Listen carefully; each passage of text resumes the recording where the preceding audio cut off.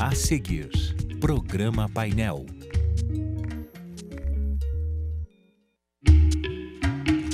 Noite, 23 de julho de 2019, hoje é terça-feira e está começando o Programa Painel.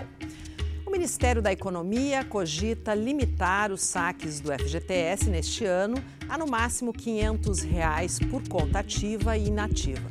Mas na semana passada, esse valor representava 35% das contas do FGTS.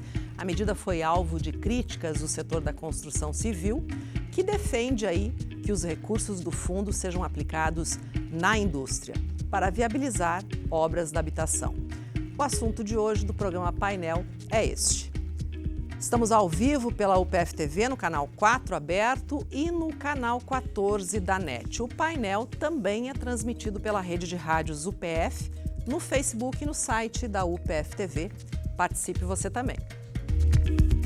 Programa Painel. Apresentação: Zumara Colucci.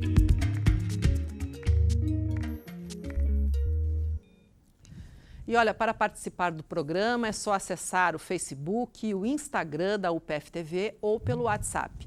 O WhatsApp da UPF TV é o 984180186 e o WhatsApp da Rádio UPF é o 984180089. A gente recebe no programa desta noite a economista e também professora aqui da Universidade de Passo Fundo, Cleide Moreto, e o vice-presidente administrativo do Sinduscom de Passo Fundo e região, Fernando Lângaro. Obrigado pela presença de vocês. Eu já começo o programa com uma informação nova. O ministro da Economia, Paulo Guedes, comunicou agora à noite, agorinha há pouco, que pretende liberar mesmo 42 bilhões do FGTS entre o ano de 2019 e 2020. Vai repartir esse recurso. A forma como vai ser liberado será anunciado nessa quarta-feira. Bom, Cleide, você é economista. Uma medida como esta, obviamente, ela movimenta a economia do país, porque é isso que o governo vem buscando, mas é uma medida acertada? Boa noite, Zumara, boa noite, Fernando, boa noite todos os ouvintes. É difícil avaliar se é acertado ou não. O que temos que tentar fazer é entender de que lado nós estamos tentando fazer com que a economia retome um processo de crescimento.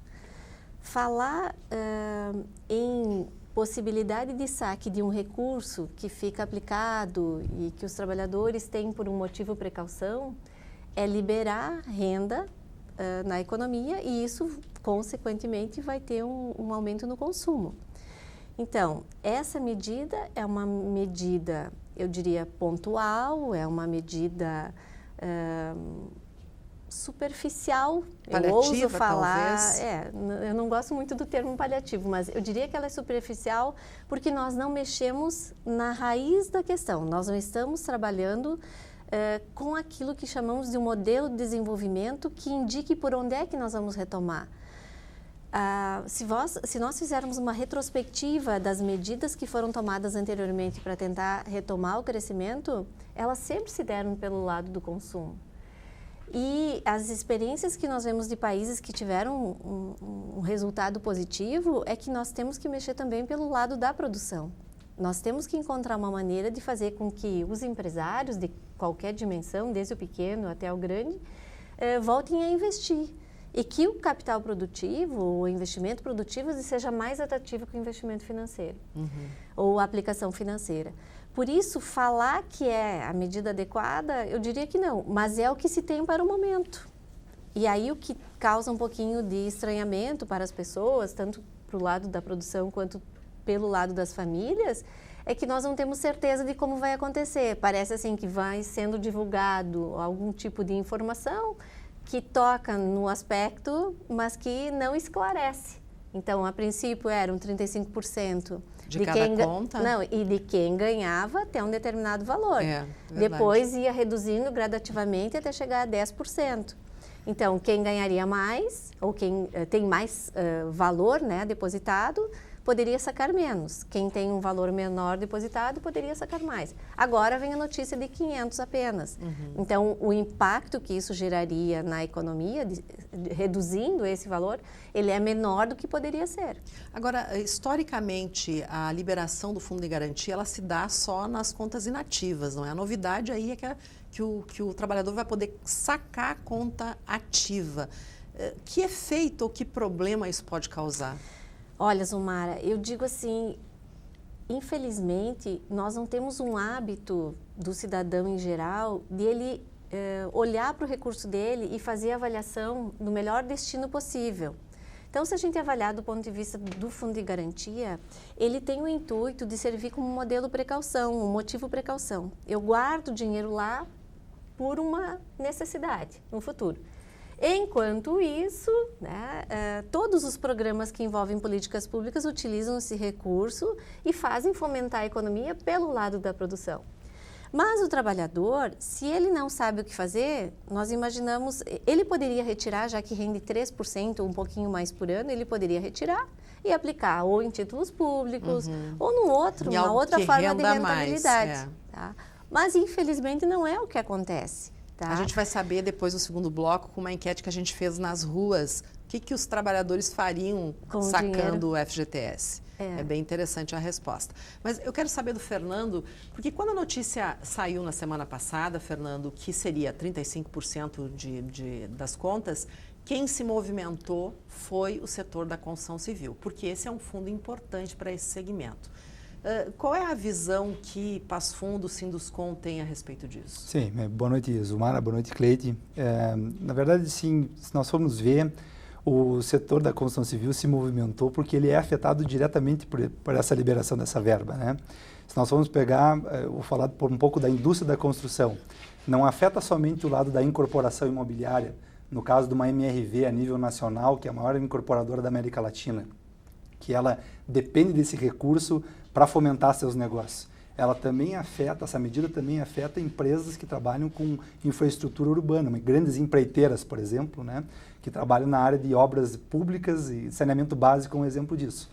Então, obviamente, o setor da construção civil sentiu bastante, né, sentiu uma falta de diálogo, né, e nós vimos na semana passada, por exemplo, o presidente da Abraim, que é a Associação Brasileira das Incorporadoras, o presidente da CEBIC, o presidente do Sinduscon São Paulo, emitindo nota desautorizando, né, não concordando com a maneira que o governo fez a medida, que foi uma maneira um pouco impositiva, que é o que a Cleide estava falando, que na verdade é quase como um desespero depois de um terceiro anúncio de baixa da previsão do PIB. Um recuo no PIB. Um recuo no PIB.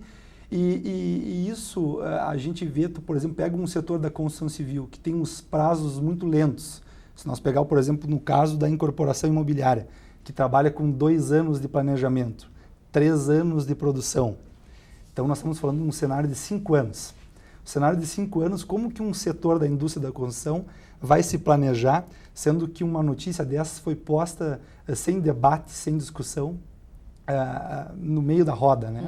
Então não foi uma medida conversada com o setor. Eu acho que a reclamação dessas entidades, essas entidades de classe a nível federal, é muito mais do que surtir um efeito diretamente no setor, mas sim uma reclamação. Nós precisamos ser ouvidos. E eu acho que foi um desperdício de pólvora, porque se tu pegar o que o FGTS foi criado para fazer, que a Cleide falou muito bem, que é a proteção do trabalhador, mas depois ele foi sendo utilizado como recurso para obras de infraestrutura urbana, né? Então, numa agenda de um governo que pensa para 200 milhões de habitantes, era uma hora de repente, utilizar esse fundo com um potencial para o desenvolvimento da cidade numa agenda econômica de longo prazo, né? O que a Cleide falou muito bem, que na verdade foi uma maneira, eles pegaram para uma maneira paliativa, de momento que vai surtir efeito, obviamente, que a economia vai sentir um efeito agora de imediato, mas e a longo prazo. Nós temos 3 anos e meio ainda de governo no Brasil e acho que é uma medida muito paliativa, do meu ponto de vista. E o setor da construção civil já vinha sofrendo uma retração em função da crise, que está demorada para passar, não é? Ela vem se estendendo aí desde 2015. Havia, de certa forma, uma perspectiva de dar uma retomada agora nesse momento. E houve, né, Zumara? E houve em janeiro e fevereiro no fato da mudança do governo, né? Que é uma mudança que traz um otimismo para a população, só pela só pela maneira da troca de governo já trouxe um bom movimento para a economia, né? Mas depois, a partir de março, já com alguns posicionamentos do governo, já houve uma cautela. Então, nos últimos meses, o mercado da construção civil já retraiu, principalmente o mercado imobiliário, né? Uhum. Bom, Cleide, que outras medidas poderiam ser tomadas para fomentar a economia, a não ser essa, que é momentânea, que é imediata? Olha, eu vejo que um dos principais problemas que nós temos do ponto de vista dessa dinâmica produtiva é a falta de competitividade. Só que é uma medida que para o governo não é bem-vinda, no sentido de que nós precisamos de uma reforma, além da reforma previdenciária, né, polêmica ou não, nós precisamos de uma reforma tributária. Porque uma reforma tributária, ela vai pensar em formas de fomentar, de incentivar, de desonerar, e isso não está sendo feito. Então, nós já temos essa dificuldade, porque eu preciso de expectativa positiva, mas eu preciso de indicadores que me levem a acreditar que no longo prazo eu terei um retorno esperado. Uhum. E eu não tenho visto isso. Nós temos visto um modelo que nós, inclusive no início eu era muito criticada porque eu falava em desindustrialização. Há um tempo nós falamos de desindustrialização. Nós estamos desindustrializando e nós estamos voltando a ser primários exportadores. E o que é voltar a ser primário exportador depois de todo um esforço que nós fizemos de tentar colocar pelo menos uma indústria de base no país? É se tornar de novo frágil e vulnerável, com uma pauta pouco diversificada. A desindustrialização é a indústria retraindo, é isso?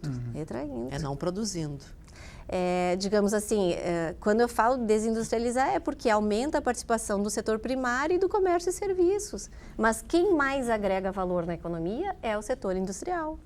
Inclusive, a construção civil também depende do efeito positivo que a indústria traz. Pois eu ia dizer, uma coisa depende da outra. E que é um setor que emprega muita gente, né? Pois é.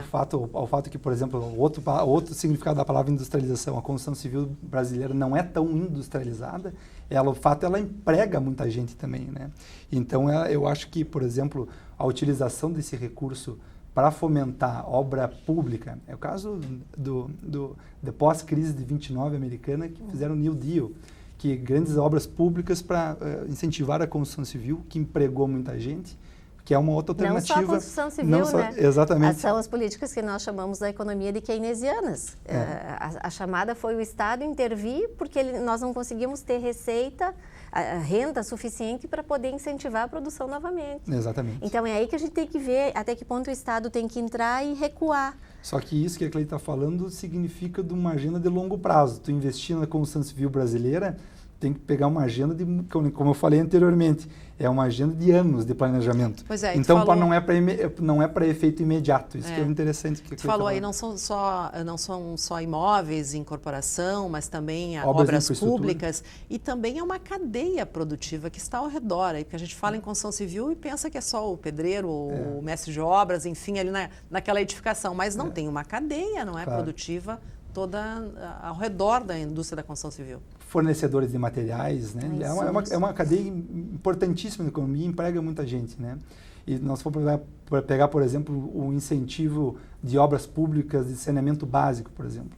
A cada R$1 investido em saneamento básico, esgoto propriamente dito, são R$5 economizados em saúde pública. Então, são questões assim, que tem que ter um olhar cuidado, só que é de longo prazo, não de curto prazo. Não pode ser imediatista para tratar incentivo para a construção civil. Tá certo. Então, a gente vai fazer um intervalinho, mas a gente volta em seguida. Estamos apresentando Programa Painel. Voltamos a apresentar Programa Painel.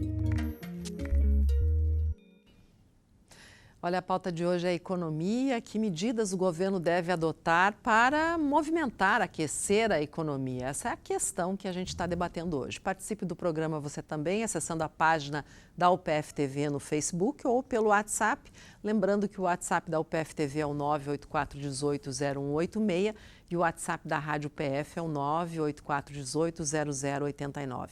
Hoje a gente está recebendo aqui a professora economista e professora aqui da Universidade de Passo Fundo, Cleide Moreto, e também o vice-presidente administrativo do Sinduscom Passo Fundo e Região, Fernando Lângaro. Bom, agora a gente vai vai assistir, aliás, uma enquete que a gente fez nas ruas de Passo Fundo para saber o que as pessoas pensam ou o que fariam se tivessem a oportunidade de sacar parte do seu FGTS. Veja só. Dependendo do valor que fosse liberado, talvez sim, para investir em alguma coisa que desse mais retorno do que o próprio FGTS, né, do que ficar lá. Pagar alguma coisa que a gente está devendo, alguma coisa, né, e aplicar alguma coisa, comprar alguma coisa para casa, né. Acho que assim, o fundo de garantia é uma segurança para uma pessoa, assim, quando a pessoa está trabalhando, para quando ela sai do trabalho. E também ela é um investimento numa poupança para um dia ela adquirir um imóvel. Porque agora vão tirando os pouquinhos e não consegue adquirir nada mais tarde. Eu acho que a minha opinião é não. O que vocês pretendem fazer com esse dinheiro? Reformar a casa, precisando, né? Se essa possibilidade for aprovada, o senhor faria o saque? Com certeza. E no que o senhor usaria esse dinheiro? Contas. Colocar as contas em dias. Para pagar as contas, na verdade. Somos liberais, então eu acho que se houvesse, que eu tivesse fundos de garantia, com certeza eu sacaria. Aí aplicar numa coisa boa. Você faria o saque? Eu acho que no momento faria. E o que você faria com esse dinheiro? Eu faria um investimento. Pois é, olha só, acho que a maioria sacaria em primeiro lugar, não é, se tivesse oportunidade, e utilizaria para pagar a conta. Essa é a recomendação da economista? A possibilidade de sacar o dinheiro, faz o que com o dinheiro primeiro? Com certeza é mais racional aquele que está endividado. Nós temos um nível de endividamento bastante elevado na população em geral e a recomendação é, bom, se eu tenho contas, estou pagando uma taxa de juros bastante elevada, estou com o nome comprometido e não posso comprar outras coisas, o ideal então, a primeira coisa, quita o que tem de dívida. Tá? Então isso eu vou falar sempre, porque você está trocando uma moeda que você pegou a um valor muito elevado e trocando por uma que praticamente não é remunerada. Tá? Agora, para quem não está endividado, aí o ideal é parar e planejar. O que eu faço com esse dinheiro? Pensar apenas no consumo momentâneo, e a população em geral ela é mais voltada para o presente do que para o futuro, também pode ser algo negativo, no sentido que eu gastei tudo e fiquei sem nenhum tipo de economia ou de precaução. Então, o ideal é, paga as contas. Se não pagou as contas, veja qual é o melhor custo de oportunidade desse valor. Ou comprando algo, reformando, pensando em algo que vai me trazer um retorno maior no longo prazo, ou mesmo pegando esse dinheiro e estudando qual seria uma outra forma de aplicar com uma remuneração maior, para esses que têm mais precaução, para esses que planejam a sua vida de maneira a ter um fundo, um recurso como segurança. Mas Cleide, se tu for pegar, por exemplo, todas as falas do pessoal que estava fazendo a enquete na rua, pessoas que vão fazer, repassar o dinheiro praticamente para dívidas, né?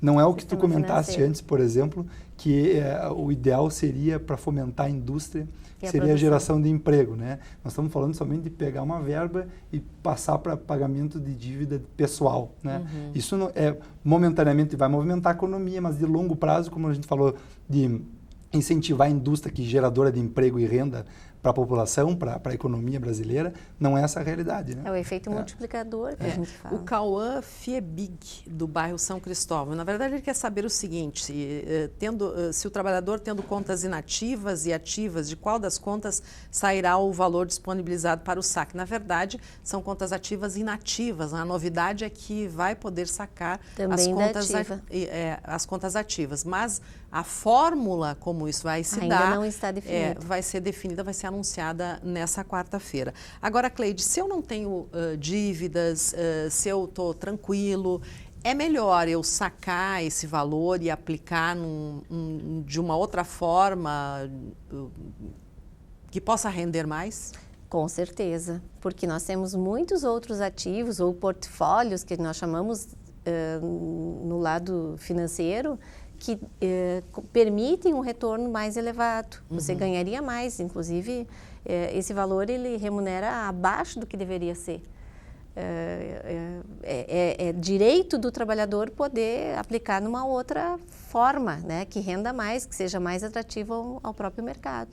Porque estando o dinheiro no FGTS, como uma das senhoras aí na nossa enquete falou, disse, olha, é uma segurança para o trabalhador.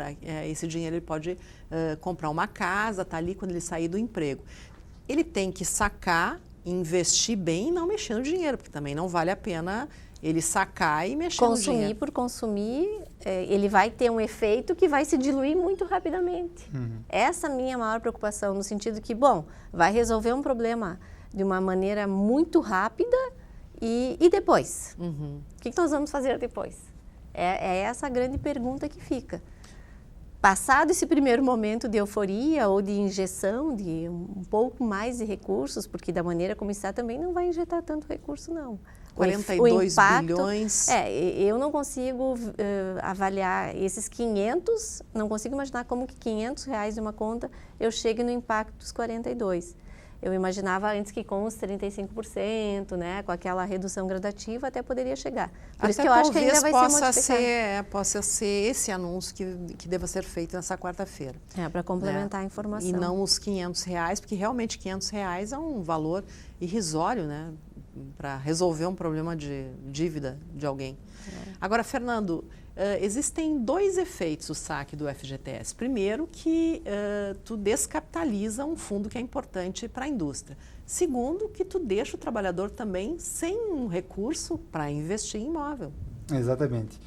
E como eu falei anteriormente, né, Zumara, tu pega as incorporadoras de grande porte, que planejam durante muitos anos, né, os seus investimentos. A maneira com que o governo anuncia uma medida dessas, de forma sem a comunicação prévia, né, sem ouvir a sociedade civil organizada, pega um setor de surpresa, né? Então, ao mesmo tempo que o fundo ele tem um cunho social muito interessante, que ele é de proteção do trabalhador, tem que ser, eu acredito que o governo tem que evoluir a habilidade de ouvir essas entidades a nível nacional, não como forma crítica, né, mas como forma de evoluir a agenda de pensar o Brasil a longo prazo. Essa que está faltando um pouco desse pensamento mais longo prazo, não tão imediatista, né, Zumar? Essa que outros recursos, além do FGTS, financiam ou fomentam a construção civil? A Caixa Econômica Federal tem diversas ações, inclusive hoje, por exemplo, até foi anunciado uma redução de juros de financiamento imobiliário, que tem que ser estudado mais a fundo, mas são financiamentos interessantes, né? Financiamento direto com as construtoras, né? Mas eu confesso que são poucos ainda, tem que muito ser explorado. O déficit habitacional no país é enorme. São quase 107 milhões de unidades habitacionais que está o déficit hoje no Brasil inteiro, né? Então, é um desafio muito grande e de um setor que é muito sensível para a economia, né? Então, teria que ter esse olhar mais atento para o setor da construção civil. Agora, no último mês, segundo o CAGED, a construção civil foi um dos poucos setores que foi positivo na geração de emprego. Qual é a situação de Passo Fundo hoje em termos de lançamento, em termos de produção, Fernando? Sim, falando especificamente no mercado, na construção civil, no mercado imobiliário, como eu falei antes, o setor da construção civil ele é muito abrangente, né? Sim. Por pegar grandes empreiteiras, estão sofrendo muito com a falta de vamos dizer assim, licitações de obras públicas, de grandes investimentos de obra pública. Mas pegando o caso de Passo Fundo, grandes incorporadoras, por exemplo, no começo do ano teve um otimismo pela mudança do governo, a gente lançou a Construmóveis, por exemplo, em 2 meses, no segundo mês do ano, em fevereiro, tivemos praticamente 100% dos estandes vendidos em 48 horas. Isso pega otimismo, né? Um otimismo do mercado, de uma aposta. Então você imagina a gravidade que é, Zumar, de nós pensarmos a longo prazo dessa maneira.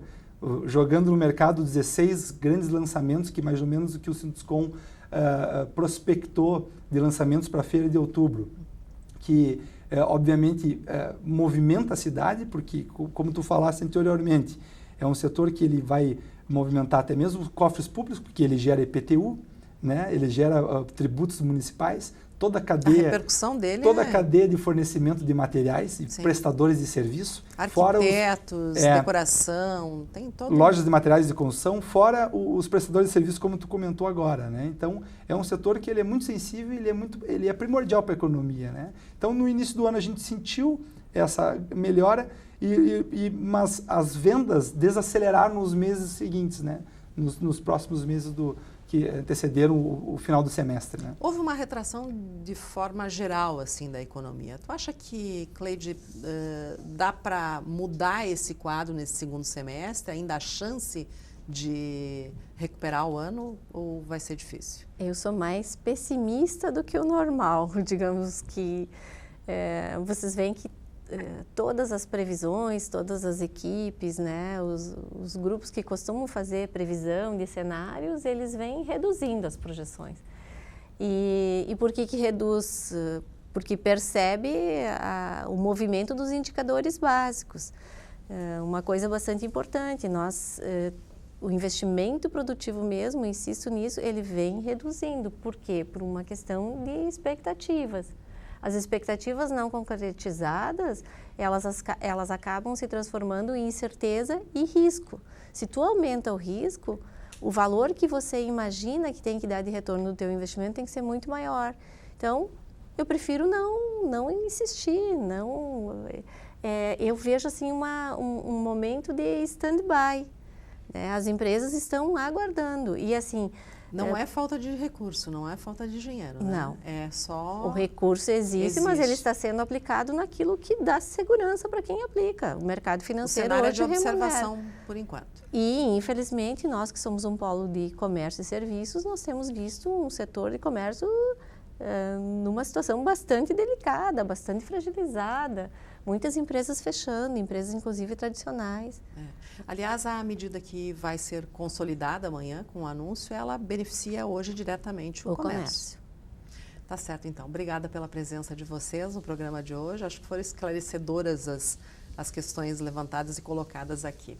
Obrigada também por sua audiência. A gente volta na próxima semana, sempre tratando aqui de um tema importante da comunidade. E lembrando que tem reprise às 11 da noite na quarta-feira e às 10 da noite na quinta-feira. Até a próxima semana.